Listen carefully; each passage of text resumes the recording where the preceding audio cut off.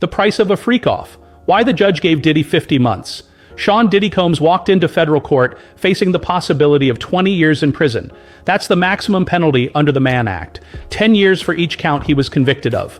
There was no mandatory minimum, which meant the judge could legally have sentenced him anywhere from probation to 2 full decades behind bars. But the real starting point wasn't the statute, it was the federal sentencing guidelines. For Combs, that came out to about 70 to 87 months, roughly 6 to 7 years. The prosecutors wanted more than 11 years.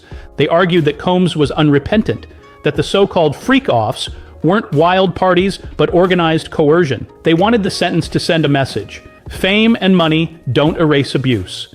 The defense went in the opposite direction, asking for just 14 months, basically time served. They painted him as a man who made mistakes but had given much back to his community. The judge wasn't persuaded. In handing down 50 months, a little over 4 years, the judge made it clear he didn't believe the defense's attempt to spin this as consensual or just a sex, drugs, and rock and roll story. He said he believed the women who came forward, credited the evidence of coercion and psychological damage, and pointedly denied Combs full credit for acceptance of responsibility. As the judge put it, "We all have voices, but you have a megaphone." And he told Combs he had used that megaphone to harm people,